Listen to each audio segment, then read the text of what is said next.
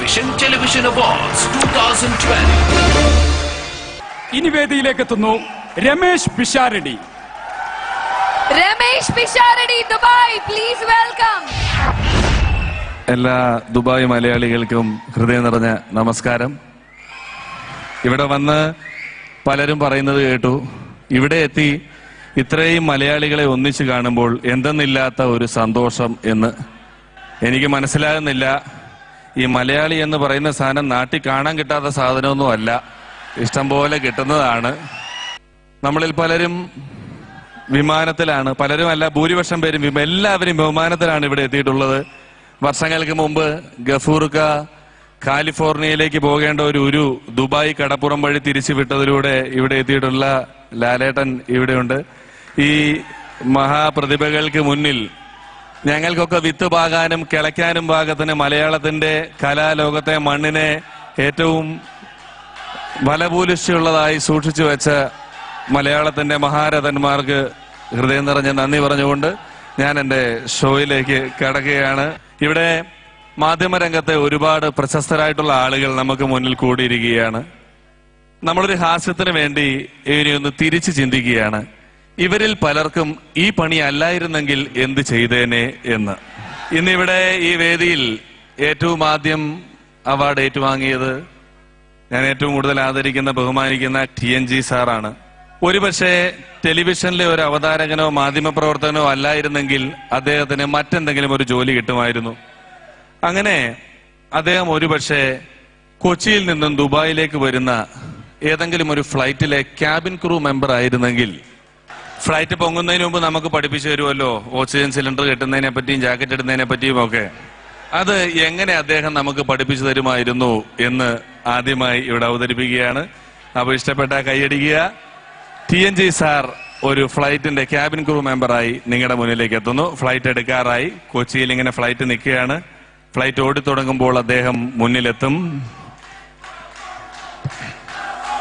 മാന്യ പ്രേക്ഷകർക്ക് എന്റെ വിമാനത്തിലേക്ക് സ്വാഗതം. വിമാനത്തിന്റെ ഈ ലക്കത്തിൽ വിമാനം നിങ്ങളെ കൊണ്ടുപോകുന്നത് ദുബായിലേക്കാണ്. വിമാനം മുകളിൽ പൊങ്ങിക്കഴിയുമ്പോൾ അഥവാ എന്തെങ്കിലും കുഴപ്പങ്ങൾ ഉണ്ടാകുകയാണെങ്കിൽ ഈ വിമാനത്തിന് 4 വാതിലുകളാണുള്ളത്. 2 ബാക്കിൽ കക്കൂസിന്റെ അവിടെയും 2 ഫ്രണ്ടിൽ പൈലറ്റിന്റെ അടുത്തുമായാണ് സ്ഥിതി ചെയ്യിപ്പിച്ചു വെച്ചിട്ടുള്ളത്. മുകളിലെത്തുമ്പോൾ അഥവാ ശ്വാസതടസ്സം തോന്നിയാൽ ഓക്സിജന്റെ 2 വള്ളി നിങ്ങളുടെ മുന്നിലേക്ക് തൂങ്ങി വരും. സ്വന്തം കുഞ്ഞാണെങ്കിലും ആദ്യം അത് സ്വന്തം മൂക്കിൽ വെക്കുക, പിന്നെ അടുത്തുള്ളവന്റെ മൂക്കിലേക്ക് വെച്ചു കൊടുക്കുക. ഫ്ലൈറ്റിലെ കക്കൂസിൽ പോയി ഒളിച്ചിരുന്ന് സിഗരറ്റ് വലിക്കുവാൻ അനുവദിക്കുന്നതല്ല. ഇതിലെ സീറ്റിനടിയിൽ നിങ്ങൾക്കുള്ള ജാക്കറ്റുകൾ വെച്ചിട്ടുണ്ട്. ഫ്ലൈറ്റ് പൊട്ടിത്തകരുമ്പോൾ ഇതിനൊക്കെ സമയം കിട്ടുമോ എന്ന് ദൈവത്തിനറിയാം. എന്തു തന്നെയായാലും കൊച്ചിയിലെത്തുമ്പോൾ വീണ്ടും കാണാം. വിമാനത്തിന്റെ ഇലക്കം ഇവിടെ അവസാനിക്കുന്നു. ഇപ്പൊ ഈ അവാർഡിന് നമ്മളെ തെരഞ്ഞെടുത്തിരിക്കുന്നത് തന്നെ SMS ആണ്.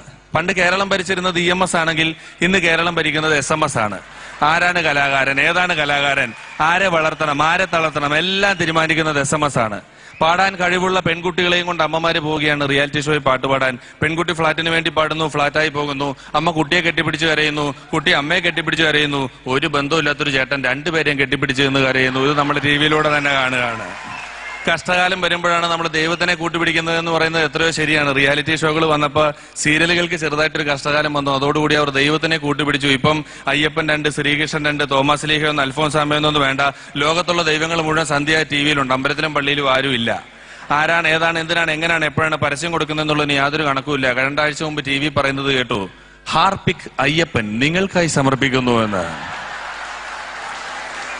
കക്കൂസ് കഴുകുന്ന ഹാർപ്പിക്കാണ് അയ്യപ്പനെ നമുക്ക് വേണ്ടി സമർപ്പിക്കുന്നത്. അയ്യപ്പനെ രക്ഷയില്ലാത്ത കാലഘട്ടം. ഏതാണ്ട് ഒരു 2 മാസം മുമ്പ് ഒരു ദിവസം പരിപാടിക്ക് മുമ്പ് അമ്മ എന്നോട് പറഞ്ഞു, മോനെ വരുമ്പോൾ ഒരു 10-20 ലഡു കൊണ്ടുവരണമെന്ന് പറഞ്ഞു. ഞാനൊരു 20 ലഡു കൊണ്ടുപോയി അമ്മയ്ക്ക് കൊടുത്തു. നല്ല ഷുഗർ ആണെങ്കിലും അമ്മ 2 ലഡു തിന്നു. 2 പാൽക്കാരന് കൊടുത്തു, 2 പത്രക്കാരന് കൊടുത്തു. വീട്ടിലെ റോഡ് സൈഡിലൊക്കെ നിന്ന് ലഡു വിതരണം. അപ്പോൾ ഒരുപാട് സന്തോഷം കണ്ടപ്പോൾ ഞാൻ അമ്മയോട് ചോദിച്ചു, അമ്മ എന്താണ് ഇതിത്ര സന്തോഷം, ഇന്നിന്റെ പിറന്നാളാണോ? അപ്പൊ അമ്മ പറഞ്ഞു, ഇല്ല മോനെ, നിന്റെ പിറന്നാളൊക്കെ ഈ വീട്ടിൽ കരിദിനമായിട്ടാണ് ആഘോഷിക്കുന്നത്, ലഡു കൊടുക്കേണ്ട കാര്യമൊന്നുമില്ല. പിന്നെ എന്തിന് ലഡു കൊടുത്തു എന്ന് ചോദിച്ചപ്പോൾ അമ്മ സന്തോഷത്തോടെ പറയുകയാണ്, ഇന്നലെ ഹരിചന്ദനത്തിൽ ഉണ്ണിമായ പ്രസവിച്ചു എന്ന്. ഈ അമ്മയ്ക്ക് സന്തോഷമുണ്ട്. കാരണം എന്നെയൊക്കെ അമ്മ 10 മാസമേ ചുമന്നിട്ടുള്ളൂ. ഇത് കഴിഞ്ഞ 2.5 വർഷമായിട്ട് ഇന്ന് പ്രസവിക്കും നാളെ പ്രസവിക്കും എന്നും പറഞ്ഞ് അമ്മ കാത്തിരിക്കുക. അമ്മയുടെ വിചാരം റിമോട്ട് ഞെക്കിയ നായിക പ്രസവിക്കുമെന്നാണ്. ഇത് പ്രസവിക്കില്ലല്ലോ.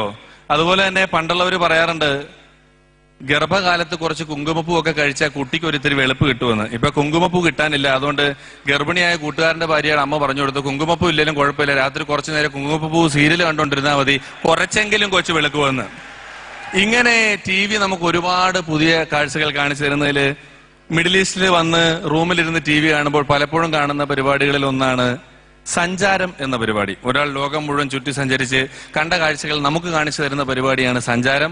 സഞ്ചാരം പരിപാടി മുന്നിലേക്ക് കൊണ്ടുവന്നത് അതിന്റെ ഒരു വോയിസ് ഓവർ ആണ്. സഞ്ചാരത്തിന്റെ വോയിസ് ഓവർ നമുക്കൊന്ന് കേൾക്കാം. സഞ്ചാരം. മെസ്സപ്പൊട്ടോമിയുടെ തലസ്ഥാനമായ ഉസ്ബാക്കിസ്ഥാനിലൂടെ യാത്ര ചെയ്യുമ്പോഴാണ് അമ്പരചുംബികളായ കെട്ടിടങ്ങൾ എന്റെ മനസ്സിനെ ഹഠാത് ആകർഷിച്ചത്. ഞങ്ങളുടെ ഡ്രൈവർ ഫ്രെഡി ആളൊരു രസികനായിരുന്നു. യാത്രയിലുടനീളം ഫ്രെഡി ഇംഗ്ലീഷിൽ എന്നോട് സംസാരിച്ചു കൊണ്ടേയിരുന്നു. നാട്ടിൽ തിരിച്ചെത്തി അറിവുള്ളവരോട് ചോദിച്ചപ്പോഴാണ് അറിഞ്ഞത് ഫ്രെഡി ഇംഗ്ലീഷിൽ എന്റെ അമ്മയ്ക്ക് വിളിക്കുകയായിരുന്നു എന്ന്. ഇതും അവസാനിക്കുമ്പം ഈ TV-യിലൂടെയാണ് നമുക്ക് രാഷ്ട്രീയ താരങ്ങളുടെ എല്ലാം ശബ്ദം കേട്ട് പരിചയം, അല്ലാതെ വലിയ സ്ക്രീനിലൂടെയല്ല. അപ്പോൾ സ്വാഭാവികമായും ഒരു പരിധിവരെ രാഷ്ട്രീയത്തിലുള്ള സജീവമായി നിൽക്കുന്നവരെയും നമുക്ക് TV താരങ്ങൾ എന്ന് പറയാം. അതുകൊണ്ട് തന്നെ ഇനി പുതിയ കുട്ടികൾ റിയാലിറ്റി ഷോകളിലൂടെ വളരെ ചുരുങ്ങിയ കാലം കൊണ്ട് പെട്ടെന്ന് പ്രശസ്തരാകാൻ തുടങ്ങിയപ്പോൾ ഈ പണി എന്തുകൊണ്ട് നമുക്കും ചെയ്തുകൂടാ എന്ന് തോന്നി കേരള രാഷ്ട്രീയത്തിലെ 2 പേർ പാടാൻ വേണ്ടി എത്തി. ഇതിൽ പാടാൻ വേണ്ടി ആദ്യം എത്തിയത് പ്രതിപക്ഷ നേതാവ് അച്ചുമാമനാണ്. അദ്ദേഹം വന്ന് എല്ലാവർക്കും വേണ്ടി ഇങ്ങനെ പാടി, yo boys, I am sing song. Mullaperiyar വിഷയത്തിൽ തമിഴ്നാട് ഗവൺമെന്റിന് why this kolaveri kolaveri kolaveri di, why this kolaveri kolaveri kolaveri di. Tamil Nadu മുഖ്യമന്ത്രി ഗേള് കളറ് വൈറ്റ്, പക്ഷേ ഹാർട്ട് ബ്ലാക്ക് ബ്ലാക്ക് ബ്ലാക്ക്. ഇത് കേട്ടപ്പോ മുഖ്യമന്ത്രിക്ക് തോന്നി ഒരു പാട്ട് പാടണമെന്ന്. മുഖ്യമന്ത്രി തൊമ്മൻചാണ്ടി സാറെത്തി ഇങ്ങനെ പാടി,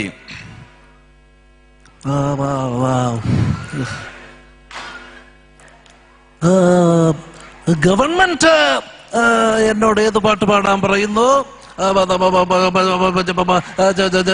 ഞാൻ ആ പാട്ട് പാടും. ഈ അടുത്ത കാലത്ത് ഡൽഹിയിൽ ചെന്നപ്പോൾ അമീർ ഖാന്റെ ഗജനി എന്ന് പറയുന്ന സിനിമയിലെ ഒരു പാട്ട് കേട്ടു. തു മേരി അധൂരി പ്യാസ് പ്യാസ്, തു മേരി അധൂരി പ്യാസ് പ്യാസ് എന്ന് പറയുന്ന ഒരു ഗാനം. എന്താണ് ഇതിന്റെ അർത്ഥം? മേരി അത് ഊരി എന്ന് പറയുന്നുണ്ട്, പക്ഷേ മേരി എന്താണ് ഊരിയത് എന്ന് ഈ പാട്ടിൽ എവിടെയും വ്യക്തമാക്കിയിട്ടില്ല. അത് വ്യക്തമാക്കണമെന്ന് ആവശ്യപ്പെട്ടുകൊണ്ട് വാക്കുകൾ അവസാനിപ്പിക്കുന്നു. നന്ദി, നമസ്കാരം.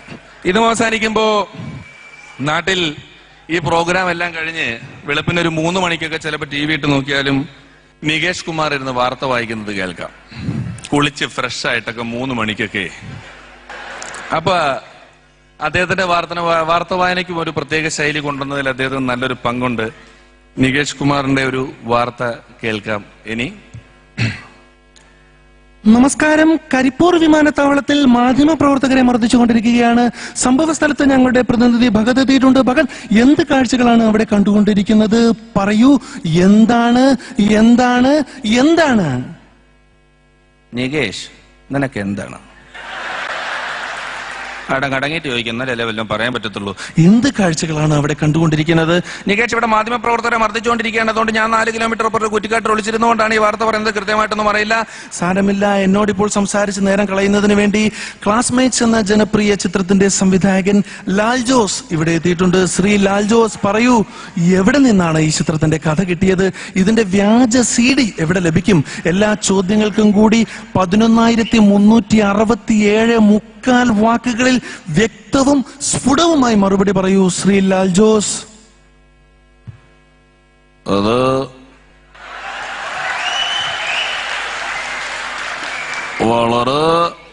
ഗൃഹാതുരമായ ഓർമ്മകൾ ഉണർത്തുന്ന ഒരു ചിത്രമാണിത്. സത്യത്തില് ക്ലാസ്മേറ്റ്സ് എന്ന് പറയുന്ന ചിത്രത്തിന്റെ കഥ ജെയിംസിനോട് പറഞ്ഞപ്പോൾ തന്നെ ഇതൊരു വിജയ ചിത്രമാകുമെന്നുള്ള പ്രതീക്ഷ എനിക്കുണ്ടായിരുന്നു. അപ്പോ 100-150 രൂപ മുടക്കി തിയേറ്ററിൽ പോയി ചിത്രം കാണുക, എന്നെ കൊണ്ട് കഥ പറയിപ്പിക്കാമെന്നുള്ളത് എന്റെ അപ്പനോട് പോയി പറഞ്ഞാൽ മതി. വളരെ വ്യക്തമായി സംസാരിച്ചതിന് വളരെ നന്ദി. വീണ്ടും സംസാരിക്കുന്നതിന് വേണ്ടി മാക്ടയുടെ സംസ്ഥാന പ്രസിഡന്റായ ചലച്ചിത്ര സംവിധായകൻ വിനയൻ നമ്മളോടൊപ്പം എത്തിയിട്ടുണ്ട്. ശ്രീ വിനയൻ, എന്തെല്ലാമാണ് താങ്കളുടെ പുതിയ ചിത്രത്തിൽ ഉൾക്കൊള്ളിച്ചിട്ടുള്ള വ്യത്യസ്തതകൾ? ശ്രീ വിനയൻ. വളരെ വ്യത്യസ്തമായ ഒരു സിനിമയായിരിക്കും എന്റെ പുതിയ സിനിമ എന്ന് പറയുന്നത്. എനിക്കൊന്നും ഈ ചിത്രം എന്ന് പറയുന്നത് ഞാനൊരു ഇംഗ്ലീഷ് സിനിമയ്ക്ക് മലയാളത്തിൽ ഒരു 3-ാം ഭാഗം പുറത്തിറക്കുകയാണ്. ജുറാസിക് പാർക്ക് എന്ന് പറയുന്ന സിനിമയ്ക്ക് മലയാളത്തിൽ ഒരു 3-ാം ഭാഗം. കണ്ണ് കാണാൻ വയ്യാത്തൊരു ദിനോസറും കാല് വയ്യാത്തൊരു ദിനോസറും തമ്മിൽ പ്രണയിക്കുകയും ഈ ദിനോസറിന്റെ പ്രണയം ഒരു തത്തമ്മ അറിഞ്ഞിട്ട് എടുത്തു വളർത്തുകയും ചെയ്യുന്നതാണ് ഈ ചിത്രത്തിന്റെ ഇതിവൃത്തം എന്ന് പറയുന്നത്. ഈ ചിത്രത്തിലെ സൂപ്പർ താരങ്ങൾ ആരുമില്ല, സൂപ്പർ താരങ്ങളെ ആരും വിളിക്കുന്നുമില്ല. തമിഴ്നാട്ടിൽ നിന്നുള്ളൊരു പുതിയ പയ്യനാണ് രജനീകാന്ത് എന്ന് പറഞ്ഞിട്ട്. ഇനിയിപ്പോൾ ഈ ചിത്രം പരാജയപ്പെടുകയാണെങ്കിൽ തന്നെ ടൈറ്റാനിക് എന്ന് പറയുന്ന സിനിമ ഞാൻ വീണ്ടും മലയാളത്തിൽ ഷൂട്ട് ചെയ്യും. രജനീകാന്തും ഐശ്വര്യ റോയും ആയിരിക്കും നായകന്മാരായിട്ട് അഭിനയിക്കുന്നത്. പിന്നെ നായകൻ രജനീകാന്ത് ആയതുകൊണ്ട് ക്ലൈമാക്സ് മാത്രം ഒന്ന് മാറ്റും. കപ്പലൊക്കെ മുങ്ങി ഒരു 4 ദിവസം കഴിയുമ്പം രജനീകാന്ത് തീരത്തേക്ക് നീന്തി വരികയാണ്, ഒരു കൈ കപ്പലും മറ്റേ കൈ ഐശ്വര്യയുമായിട്ട്. അപ്പൊ ഇത് അവസാനിക്കുമ്പോ നാട്ടിലിപ്പോൾ എല്ലാത്തിനും പ്രത്യേകം ചാനലുകളാണ്. 10-16 ചാനലുകളുണ്ട്. DD കാണണമെങ്കിൽ ഒരു ചാനൽ, സ്പോർട്സ് കാണണമെങ്കിൽ ഒരു ചാനൽ, മൃഗങ്ങളെ കാണണമെങ്കിൽ ഒരു ചാനൽ, വാർത്ത കാണണമെങ്കിൽ ഒരു ചാനൽ, കാർട്ടൂൺ കാണണമെങ്കിൽ ഒരു ചാനൽ. ഇനി ഇതൊന്നും അല്ല, അത്യാവശ്യം എരിവും പുളിയുള്ള എന്തെങ്കിലുമൊക്കെ കാണണമെങ്കിൽ F ചാനൽ എന്ന് പറയുന്ന ഒരു ചാനലും കൂടെ ഉണ്ട്. പെൺകുട്ടികൾ റാമ്പന്റിങ് അറ്റം വരെ നടന്നു വരും, അതുപോലെ തിരിച്ചു പോകും. പക്ഷെ അവരുടെ മുഖഭാവം കണ്ടാൽ തോന്നും നമ്മൾ അവരോട് എന്തോ തെറ്റ് ചെയ്തിട്ടുണ്ടെന്ന്. അത്രയും മൃഗീയമായി നമ്മളെ നോക്കുകയുന്ന മെലിഞ്ഞുണങ്ങിയ പെൺകുട്ടികൾ. അപ്പൊ വീടിനടുത്തുള്ള 6-ാം ക്ലാസ്സിൽ പഠിക്കുന്ന ഒരു പയ്യൻ ഒരിക്കൽ F ചാനൽ കണ്ടോണ്ടിരിക്കുകയായിരുന്നു. പെട്ടെന്ന് മുത്തച്ഛൻ വന്ന് നോക്കിയപ്പോൾ ചെറുക്കൻ F ചാനൽ കണ്ടോണ്ടിരിക്കുക. മുത്തച്ഛൻ ചോദിച്ചു, എന്തുവാടേ കണ്ടോണ്ടിരിക്കുന്നത്? നല്ല ചെറുക്കൻ സ്വാഭാവികമായിട്ടും ചോദിച്ചു, അല്ല മുത്തച്ഛ, ഈ ആന്റിമാരെല്ലാം എന്താ ഇങ്ങനെ 2 പീസിൽ വന്നുകൊണ്ടിരിക്കുന്നത്? ഇവർക്കൊരു നൈറ്റി ഇട്ടൂടെ, ഇവർക്കൊരു സാരി ഉടുത്തൂടെ, ചുരിദാർ ഇട്ടൂടെ? മുത്തച്ഛനാകെ അങ്കലാപ്പായി. മുത്തച്ഛൻ പറഞ്ഞു, അല്ല മോനെ, അവര് പാവപ്പെട്ട വീട്ടിലെ ചേച്ചിമാരാണ്, അവർക്ക് ഡ്രസ്സ് മേടിക്കാൻ പൈസ ഇല്ല, ഭക്ഷണം കഴിക്കുന്നില്ല, മെലിഞ്ഞിരിക്കുന്ന കണ്ടില്ലേ, പാവപ്പെട്ട വീട്ടിലെ ചേച്ചിമാരാണ്. കുട്ടി പിന്നെയും ചാനൽ മാറ്റാത്തത് കണ്ടോണ്ടിരിക്കും. മുത്തച്ഛൻ ചോദിച്ചു, ഇനി എന്താ നീ ചാനൽ മാറ്റാത്തത്? അപ്പൊ കുട്ടി പറഞ്ഞു, അല്ല മുത്തച്ഛ, ചിലപ്പോ ഇതിനേക്കാൾ പാവപ്പെട്ടവർ ഇനിയും വരാനുണ്ടാകും, ഞാൻ അവരെയും കൂടെ കണ്ടിട്ട് ചാനൽ മാറ്റിക്കോളാമെന്ന്. ഇതിനു മുമ്പ് അവാർഡ് വാങ്ങിയ ലക്ഷ്മി മാഡം ഇന്ത്യ ലോകം മുഴുവൻ സഞ്ചരിച്ച് പല പാചകക്കാര്യങ്ങൾ നമുക്ക് കാണിച്ചു തരികയാണ്. ഈ പരിപാടി ഒരുപക്ഷെ ശ്രീകണ്ഠൻ സാറായിരുന്നു അവതരിപ്പിച്ചിരുന്നെങ്കിൽ എങ്ങനെ ഉണ്ടാകും എന്നുള്ളത് ഇനി നമുക്ക് കാണാം. അപ്പൊ ശ്രീകണ്ഠൻ സാർ ഒരു പാചക പരിപാടിയായിട്ട് എത്തിയാൽ അദ്ദേഹം പറയും, മാന്യ പ്രേക്ഷകർക്ക് ഹൈദരാബാദി ബിരിയാണി ഉണ്ടാക്കുന്നത് എങ്ങനെയാണെന്ന് പഠിപ്പിക്കുന്ന പരിപാടിയിലേക്ക് സ്വാഗതം. ഹൈദരാബാദി ബിരിയാണി ഉണ്ടാക്കുന്നത് എങ്ങനെയെന്ന് പറയാൻ വേണ്ടി നമ്മളിപ്പോൾ തിരുവനന്തപുരത്താണ് നിൽക്കുന്നത്. തിരുവനന്തപുരത്തുള്ള പാച്ചുവണ്ണ എന്റെ കൂടത്തിലുണ്ട്. പാച്ചുവണ്ണ, ഹൈദരാബാദി ബിരിയാണി എങ്ങനെ ഉണ്ടാകും? അത് നമ്മളെ ആദ്യമായിട്ട് ചീനച്ചട്ടി എടുത്ത് മേച്ചക്കകത്തോട്ട് വെക്കണം. പിന്നെ നമ്മളൊരു ഇച്ചിരി വെളിച്ചെണ്ണ എടുത്ത് അതിനകത്തേക്ക് കുറിച്ചിട്ട് നന്നായിട്ട് ഇളക്കണം. പിന്നെ നമ്മൾ അത്യാവശ്യത്തിന് ഇതിന്റെ അരി എടുത്ത് അതിനകത്തേക്ക് ഇട്ട് അടിയിൽ തീ കൊടുത്ത് 10 മിനിറ്റ് കാത്തിരിക്കണം. എന്നാ പിന്നെ നിങ്ങൾ തന്നെ ഉണ്ടാക്കുക, ഞാനിവിടെ നിന്ന് പറയേണ്ട വല്ല കാര്യമുണ്ടോ? ഇനി അവതരിപ്പിക്കാൻ പോകുന്നത് ഇപ്പോഴും മിമിക്രിക്ക് സാധ്യതയുള്ള മൊഴിമാറ്റ ചിത്രങ്ങൾ പലതും നമ്മുടെ ഭാഷയിലേക്ക് വരാറുണ്ട്. നമ്മുടെ ഭാഷയിലെ സിനിമകൾ മറുഭാഷകളിലേക്ക് പോകാറുണ്ട്. ഇനി ജുറാസിക് പാർക്ക് എന്ന് പറയുന്ന സിനിമ ഡബ് ചെയ്ത് സൺ ടിവിയിൽ തമിഴിൽ അവതരിപ്പിച്ചാൽ എങ്ങനെ ഉണ്ടാകും എന്നുള്ളതാണ് അവതരിപ്പിക്കുന്നത്. இந்தியன் தொலைக்காட்சிகளில் முதல் முறையாக திரையிலே வந்து சில மாதங்களேயான புத்தன் புதிய அதிரடி பிரம்மாண்ட திரைப்படம் ஜுராசிக் பூங்காவனம் காண தவறாதுங்கள். ஜுராசிக் பூங்காவனம் நடிகர் திலகம் தினோசரன் அம்மையும் பெங்களும் குഞ്ഞമ്മയും நடிக்கும் ஜுராசிக் பூங்காவனம். ஸ்டீஃபன் ஸ்பீல்பர்க் அண்ணாவுடைய ஜுராசிக் பூங்காவனம்.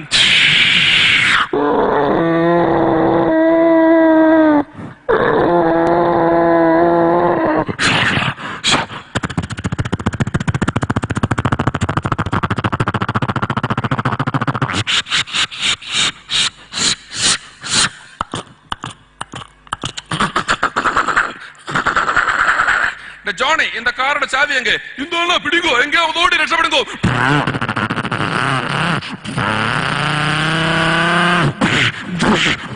ஏ செல்வராஜா, பாண்டராஜா, எங்கேயாவது ஓடி தள்ளடா, அந்த பிராணி வந்திருக்குடா.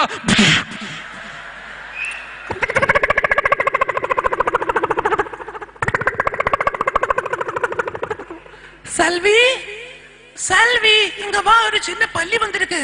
ഇന്നാങ്കോ പല്ലിക്ക് സാപ്പിടறதுக்கு പപ്പട വടை. என்னது? டே முனியாண்டி, கதவுல யாரோ வந்து தட்டுதடா, போய் பார்த்துட்டு வாடா. யார் இந்த ராத்திரி வந்து கதவுல தட்டது? சும்மா தூங்க முடியலையே.